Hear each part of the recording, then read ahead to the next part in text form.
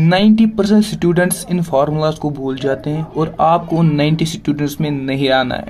आज के वीडियो में हम बात करने वाले हैं मोशन इन स्ट्रेट लाइन वाले चैप्टर में, और इसमें जो मैं आपको वेरी लेस टाइम में समझाऊंगा पूरा का पूरा चैप्टर ही मैंने एक ही पेज में ये पूरा का पूरा समेट दिया, ये पूरा का पूरा एक ही पेज में मैंने समेट दिया है।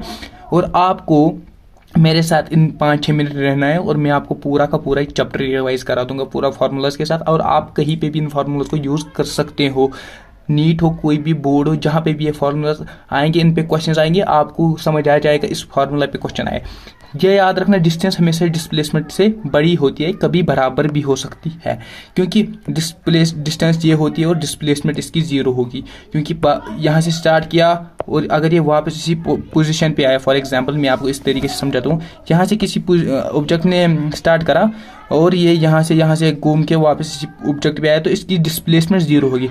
लेकिन इसने डिस्टेंस तो कवर करी ना, बहुत ज़्यादा इसने डिस्टेंस कवर करी, तो ये इससे ग्रेटर होती है, कभी बराबर भी हो सकती है। जैसे यहाँ डिस्प्लेसमेंट को हम एक ही चीज़ मानते हैं, क्योंकि यहाँ पे भी उतना ही है, ये भी उतना ही है, तो डिस्टेंस डिस्प्लेसमेंट बराबर ही होता है। स्पीड डिस्टेंस अपॉन टाइम होता है, पता है। वेलोसिटी डिस्प्लेसमेंट अपॉन टाइम सबको पता होता है। Average velocity total distance upon total time होता है। Average speed total distance upon total time होता है। Average velocity total displacement upon total time होता है। और जब वेलोसिटी आएगी तो डिस्प्लेसमेंट आएगा, जब स्पीड आएगी तो डिस्टेंस आएगा, याद रखना ये चीज़। और अब आती है एवरेज वेलोसिटी। जब हमें बोला जाता है ए पॉइंट से बी पॉइंट एक ऑब्जेक्ट गया वी वेलोसिटी से और बी से गया सी तक ये यू वेलोसिटी से, तो एवरेज वेलोसिटी निकालो। दोनों वेलोसिटीज का सम करो, डिवाइड पे जितनी वेलोसिटीज है उससे डिवाइड करो। यहाँ पे 2 है तो मैंने दो से डिवाइड किया। अगर वो बोलेगा और एक से गया तो वो यू डे से गया या वी डे से गया, तो यहाँ पे वो प्लस करो और डिवाइड पे 3 करो, मतलब समझ आ गया आपको। और इस आपको पता है एवरेज वेलोसिटी का एक फॉर्मूला होता है delta x by delta T. इसको हम ऐसे भी लिख सकते हैं x final minus x initial divide by T final minus T initial. ये सबको पता ही होता है, इसको ऐसे लिख सकते हैं एवरेज में। एवरेज तब आता है जब आपको बोला गया टाइम गैप दी गई हो, मतलब यहाँ से यहाँ 2 सेकंड से 8 सेकंड तक आप मुझे बताओ वेलोसिटी कितनी थी, तब ये फार्मूला यूज़ करनी है। अगर आपको बोला गया है इस पर्टिकुलर टाइम पे मतलब 5 सेकंड पे कितनी वेलोसिटी थी, तब ये वाली फार्मूला यूज़ होती है। इंस्टेंटेनियस उसको बोला जाता है। एक पर्टिकुलर टाइम पे आप मुझे बोलो, तब ये वाली वेलोसिटी के लिए यूज़ होगी। ये एवरेज के लिए होगी जब आपको गैप दिया गया होगा। और इसी तरह एक्सेलरेशन में अगर गैप दिया होगा, एक्सेलरेशन कितनी होगी इस वेलोसिटी से लेकर इस वेलोसिटी तक, तब आप ये कर सकते हो, इससे कर सकते हो। अगर आपको बोला इस पर्टिकुलर टाइम पे आप मुझे बताओ, एक पर्टिकुलर टाइम पे आप मुझे एक्सेलरेशन बताओ, तब आपको ये वाली फार्मूला यूज़ करनी है। इसी का दूसरा वर्जन ये है, अगर यहाँ पे velocity as a function of time दी गई है तो ये यूज़ करो। अगर velocity as a function of displacement या हम पोजीशन बोल सकते हैं, तो आप इसको एक वी मल्टीप्लाई करना है, याद रखना। इसलिए मैंने यहाँ पे एक अलग कलर से लिखा, बाद में आप इसका स्क्रीनशॉट लेना, ठीक है। और यहाँ पे ये चीज़ें याद रखने की ज़रूरत नहीं होती है, क्योंकि ये आप यहाँ से समझोगे। देखो यहाँ पे इस फॉर्मूला पे ध्यान दो, वी ए डी टी यहाँ पे वी, हाँ सर ये वी आ गया यहाँ पे, और ए डी टी सर ये मतलब क्या हुआ, आप मुझे बताओ। इसको यहाँ भेजो, यह आ गया d v is equal to a d t. आप इंटीग्रेशन करो दोनों तरीके से, ये क्या है यहाँ पे, ये v है। अब इंटीग्रेशन करो दोनों तरीके से, यहाँ ये कैंसिल हो जाएगा तो v आ जाएगा, यहाँ नहीं होगा तो भी आ जाएगा, v is equal to delta a d t. ये फॉर्मूला याद रखो, ये फॉर्मूला याद रखो, ये नहीं याद रखो, मतलब ये थोड़ी फॉर्मूला जहाँ पे याद रखो, ये सबको आते हैं बेसिक है, तो आप ये भी कर पाओगे। इसी तरह एक्स वाली भी है, v is equal to plus a t s equal to half of a t square, ये सबको पता है। V square minus u square is equal to s, ये भी सबको पता ही होता है। और अब ये वाले फॉर्मूला है, अगर आपको आप मुझे ये बताओ, ये आपको नहीं पता, ये आपको नहीं पता है, total displacement upon total time, ये वही है। अगर आपको अब डिस्प्लेसमेंट निकालनी होगी, एवरेज वेलोसिटी को टोटल टाइम से डिवाइड करो, ये एवरेज वेलोसिटी ही तो है, यहाँ पे तो मैंने बताया था एवरेज वेलोसिटी है, और टाइम से मल्टीप्लाई करो जितना भी टाइम होगा, यही है। अगर आपको पर्टिकुलर पोजीशन पे बोला गया है कि पर्टिकुलर मतलब टाइम पे बोला गया है कि पोजीशन निकालो, इसकी पोजीशन क्या है पर्टिकुलर टाइम पे, यहाँ पे टाइम एन में नापा जाता है, मतलब मैं आपको भी समझाऊंगा। इंस्टेंटेनियस मतलब अगर आपको बोला गया ये है एक लाइन और यहाँ पे एक पर्टिकुलर पोजीशन पे यहाँ टाइम कुछ दिया होगा, यहाँ पे टाइम कुछ दिया होगा, इसी को एन भी बोलते हैं। इस एन पोजीशन पे आप हमें बताओ डिस्प्लेसमेंट कितनी होगी, तब ये वाली फार्मूला यूज़ करना। डिस्प्लेसमेंट कितनी होगी तब ये वाली फार्मूला यूज़ करना। एक्सेलरेशन वगैरह भी दी होगी या नहीं दी होगी वो आप निकालना इन फार्मूला से जो मैंने यहाँ से दी है। याद रखना, जब ड्रॉप बोलेगा क्वेश्चन में, मतलब हमने किसी चीज़ को ड्रॉप किया तो इनिशियल वेलोसिटी 0। अगर बोलेगा थ्रो अप किया है, मतलब ऊपर भेजा है, तो उसकी मैक्सिमम हाइट पे फाइनल वेलोसिटी 0 हो जाएगी। v फाइनल वेलोसिटी, u होती है इनिशियल वेलोसिटी। मतलब ये, अगर आप एक ऑब्जेक्ट को थ्रो करते हो, ये वापस आता है ना, ये वापस आता है। क्यों वापस आता है? क्योंकि इसकी फाइनल वेलोसिटी 0 हो जाती है, क्योंकि जी हमेशा नीचे की तरफ लगता है, इसकी वेलोसिटी कम कम कम कम हो जाती है, फिर वापस आ जाता है। यहाँ पे इसकी एक्चुअली फाइनल वेलोसिटी 0 हो ही जाती है। और गिलीलियो साहब ने एक बात बोली थी कि displacement is equal to square of time.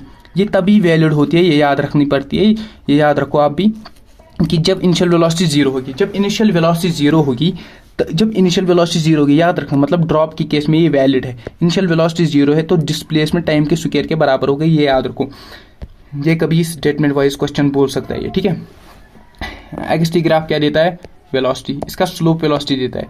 X T graph का स्लोप वेलोसिटी देता है। वी टी ग्राफ का स्लोप एक्सेलरेशन देता है, ये याद रखो। वी टी ग्राफ का एरिया, अब एरिया की बात आ रही है, ये भी एरिया है और इसके बाद भी ये वाला भी एरिया है। यहाँ पे स्लोप की बात हो रही थी, स्लोप देखो। एक्स टी ग्राफ का है, एक्स टी ग्राफ ये वेलोसिटी देगा। ये वी टी ग्राफ क्या देगा? एक्सेलरेशन देगा। यहाँ पे एक्सेलरेशन, ये फॉर्मूला याद रखो, यही पोर्शन सबसे ज्यादा इंपॉर्टेंट है, ये आप खुद ब खुद कर पाओगे।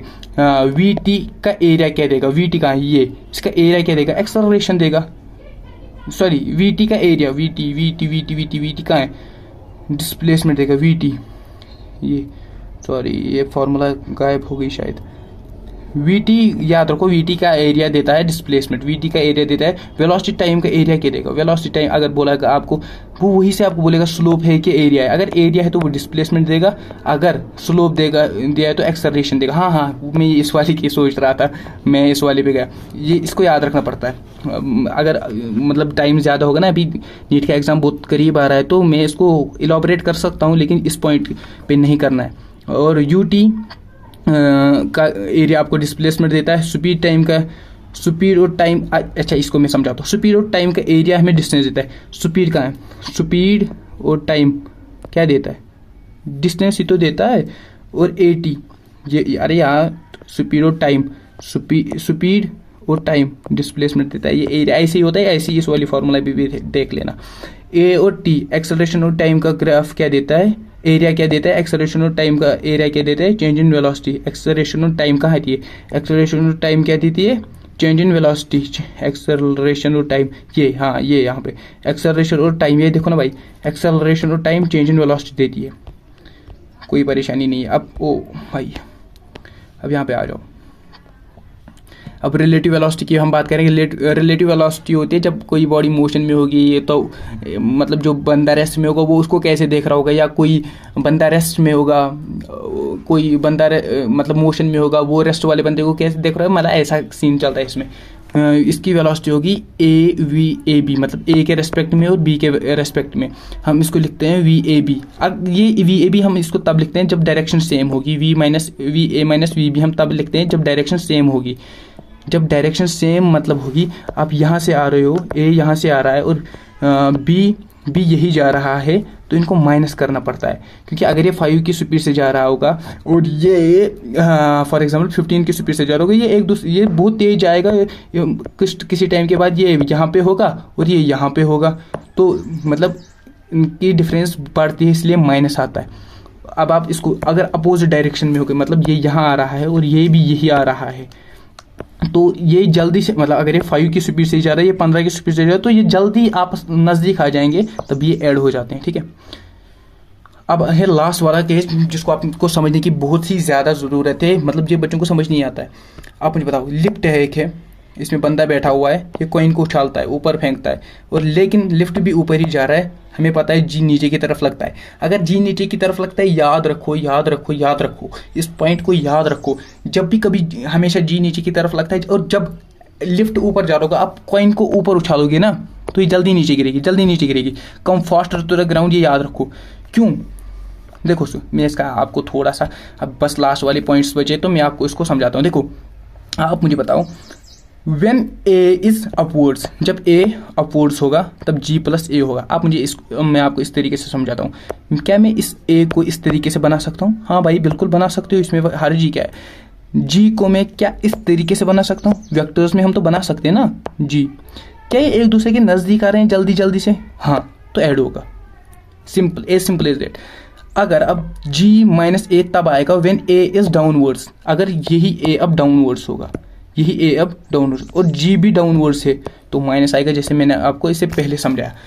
ये पूरा पेज था, स्क्रीनशॉट चाहोगे तो स्क्रीनशॉट ले लो। थैंक यू, धन्यवाद। ऐसे ही ट्रिक्स, ऐसे ही शॉर्ट वीडियोस के लिए और पूरा चैप्टर रिवाइज करने के लिए बहुत ही कम समय में, उसके लिए सब्सक्राइब करना। थैंक यू भाई।